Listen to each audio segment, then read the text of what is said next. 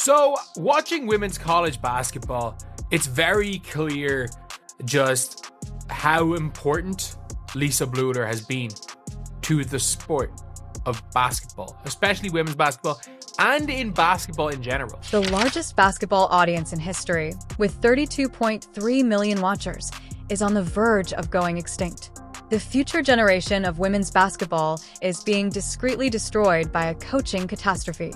Superstars as Caitlin Clark destroys the Rec Recs under Lisa Bl's supervision. Other skills from previous generations are being overlooked. 90% of innovative athletes, in actuality, never realized their full potential.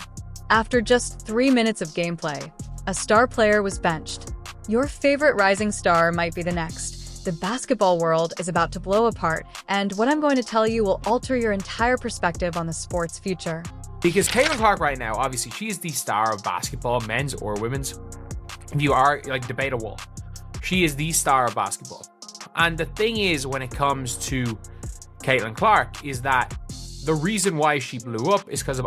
Lisa Bluder saw a player who had the potential to completely transform women's basketball when she first watched Caitlin Clark play. But here's what's truly intriguing. She saw something that most coaches still don't understand. Bluder accomplished something that nearly no other instructor would have done. She saw this unusual gift and, rather than attempting to correct her, created a whole system around her. And if you guys look back, there are tweets from 2021 of college basketball being like, why is Caitlin Clark being ignored? Why is everyone just focused on Paige Beckers? Caitlin Clark has been as good. Caitlin Clark should be better. And when Caitlin Clark didn't get nominated for Player of the Year, there was so much uproar. They gave her co-freshman of the year, even though Paige won Player of the Year outright, but didn't win Freshman of the Year outright, which is mad. Let's discuss what it truly means for women's basketball. At the moment, there is an amazing scenario where a coach's choice to encourage creativity rather than stifle it has completely changed the game. We're talking about regular season games attracting millions of viewers, breaking all previous records, and Clark's games are now attracting Super Bowl level attention. This is you can't do this, showing them big videos of Caitlin Clark back in 2021. The difference is that obviously the better they got, the more fans she got, and she became arguably one of the biggest stars in sports. However, there is a darker side to this story that is currently unspoken about. Coaches nationwide are taking players with the same kind of unique talent and attempting to force them into inflexible systems that eliminate everything that makes them unique, which is the exact opposite of what Bluder did. So important that Lisa Bluder was Caitlin Clark's coach, because if Caitlin Clark could have gone somewhere else, and we don't know about Caitlin Clark. So this is Lisa Bluder talking about Caitlin Clark. She has, raised the excitement of our sport. There's no doubt. Just because she does things in a different way than anybody else can do. Plus, she has all the intangibles. She's a great student. She's a great role model. She does everything. She loves being that role model. Take full use of Malaysia. At South Carolina, here's a player who might be the most electrifying talent since Caitlin Clark. When she gets the ball, magic happens. She's got this incredible ability to make plays that leave everyone in the gym speechless, the kind of moves that make highlight reels go viral. But what's happening to her? She's barely seeing the court 3 minutes in a crucial game, 3 minutes. And why? Because she doesn't fit the system. Think about that for a second. We're in an era where women's basketball is finally getting the attention it deserves, largely because of players who break the mold, who play with flair and creativity. Yet we've got coaches who are still stuck in this outdated mindset where control is more important than creativity. Let me break down why this is such a massive problem. When Caitlin Clark first arrived at Iowa, she made this bold statement about taking the team to the final. For people laughed, they thought she was being unrealistic. But Bluder didn't shut her down. Instead, she channeled that confidence, that ambition, and built something revolutionary around it. Now compare that to what's happening with other talented players. We're seeing coaches who would rather have a player averaging 3 points per game, but playing within the system, than let a creative talent flourish. It's like having a Ferrari and insisting on driving it like a minivan, because that's what the driver's manual says you should do. The really frightening part, this isn't just about 1 or 2 players.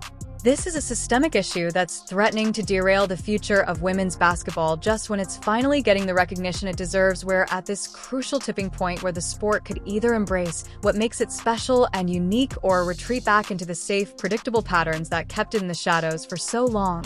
Let's talk about what Caitlin Clark would look like under a different coach if she'd ended up with someone who insisted on teaching her the right way to play. We might never have seen those logo 3ES, those no-look passes, those moments that make people fall in love with the game. Instead, she might have been relegated to being just another spot-up shooter, her special talents buried under layers of proper basketball. And that's exactly what's happening to players like FWE right now. When she gets on the court, she does things that make you say, wow, behind the back moves, crossovers that break ankles, passes that shouldn't be possible. But instead of celebrating that creativity, her coaches are trying to reel her in. They're treating her natural instincts like problems that need to be fixed rather than gifts that need to be nurtured. This goes beyond just style of play. We're talking about the very soul of women's basketball. The sport is at a crossroads, and the decisions being made right now by coaches and programs across the country will determine its future. Will we see more players like Caitlin Clark who are allowed to push the boundaries and show us what's possible, or will we continue to see talented players forced to suppress their natural abilities in favor of playing the right way? The irony is that the old school coaches think they're protecting the game, but they're actually holding it back. They're so focused on avoiding mistakes that they're missing the bigger picture. Indeed, a player like Fulwiley may occasionally make a mistake while doing something amazing, but Caitlin Clark has shown that the benefits of allowing creative individuals to be themselves much exceed the risks. Take a look at the figures. When Clark performs, arenas sell out. TV ratings set new benchmarks. The explosion of social media, she isn't just playing basketball, she's making memories that go beyond the game. And she is able to do this because her coach recognizes that sometimes you have to let your stars shine, even if it means they might make mistakes along the way. However, at the moment, some WNBA coaches would bench Caitlin Clark for playing her natural game because she doesn't fit some predetermined idea of how the game should be played. This mentality isn't just affecting individual players, it's sending a clear message to young players watching the game. This is where things get really interesting. Caitlin Clark's success isn't just about one player, it's evidence of what happens when you let talent flourish instead of forcing it into a box. However, across women's basketball, we're seeing the opposite approach, and the consequences could be devastating for the sport's future. If you conform or express yourself, you'll be labeled as undisciplined. Try something spectacular, and you'll find yourself on the bench. While her record speaks for itself, there is a fundamental disconnect when it comes to handling creative guards like Malaysia Fulwiley. It's not that Stifling is a bad coach. Rather, her system isn't designed to maximize the potential of players who think outside the box. For example, in a recent game where South Carolina lost, Fulwiley was benched for all but 3 minutes. This player has the kind of natural talent that makes highlight reels write themselves, but because she doesn't fit the traditional point guard mold, she watches games rather than altering them. Instead of being the face of basketball, not just women's basketball but basketball in general, we might never have seen what Clark could have accomplished if she had ended up in a system like this. She might have been just another player trying to fit into someone else's idea of how the game should be played. This is where the real danger lies for women's basketball right now. There are probably dozens of potential Caitlin Clarks out there, players with unique abilities and creative instincts who are being told to tone it down to play it safe to fit the system. And every time one of these players gets benched for trying something spectacular, the sport loses a little bit of its magic. Let's break down what makes players like Clark and FWE so special. They're not just athletes, they're artists. When Clark pulls up from a logo, she's not just taking a shot, she's making a statement about what's possible in basketball. When Fulwiley throws a behind the back pass in traffic, she's showing us a new way to see the game. But here's the problem: too many coaches see these moments of brilliance as risks that need to be eliminated rather than gifts that need to be cultivated. They're so focused on minimizing mistakes that they're willing to sacrifice the spectacular. It's like telling Van Gogh to stick to painting houses because it's safer than creating masterpieces. The figures are honest. People don't just watch when Caitlin Clark performs, they swarm arenas, post on social media, and tell their friends about what they witnessed.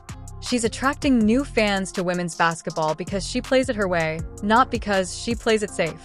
She is evidence that when you allow talent to express itself, incredible things happen.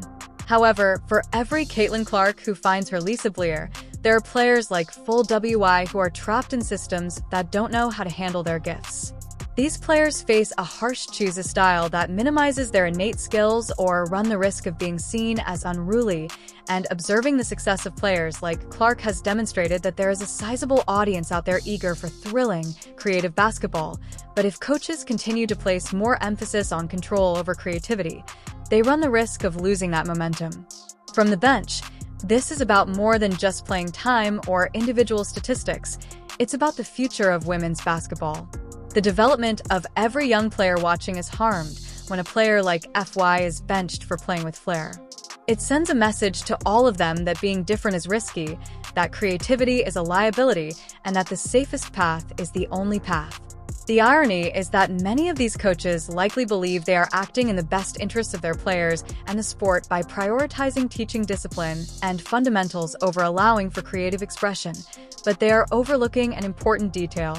The top players are frequently the ones who break the norm and alter the game. Look at NBA players like Steph Curry, who revolutionized basketball by doing things that traditional coaches would have benched them for. Imagine if Curry had been forced to play traditional basketball instead of being allowed to revolutionize the three-point shot. That's exactly where women's basketball is at right now. The solution is simple, but it calls for coaches to embrace what makes each player unique rather than trying to force everyone into the same system. It means acknowledging that sometimes a spectacular failure is better than a safe success, because those spectacular moments are what attract fans to the game. Lisa Bluder saw that Caitlin Clark was a player with unique strengths, so rather than attempting to alter her, she modified her system to optimize those skills. Women's basketball has never been more popular, exciting, or relevant as a result. But this isn't just about Caitlin Clark or Malaysia Fulwiley. It's about every player who has ever been told to stop playing with joy, stop trying fancy passes, or stop taking deep threes because it doesn't fit someone's idea of proper basketball. It's about the sport's future and whether it will embrace its unique qualities or fall into safe mediocrity. The WNBA should be keeping an eye on Clark as she gets ready to join the league. The question is not only where she will play, but also whether the coaches will allow her to play the way that has made her the most famous person in basketball, or will they try to fit her into the systems that are in place. Since young players around the nation are currently observing what happens to creative talents like Clark and Fulwiley, the answer to that issue might have a significant impact on the future of women's basketball as they decide if it is preferable to be exceptional or safe. Whether originality or conformity is rewarded in basketball, this goes beyond victories and losses.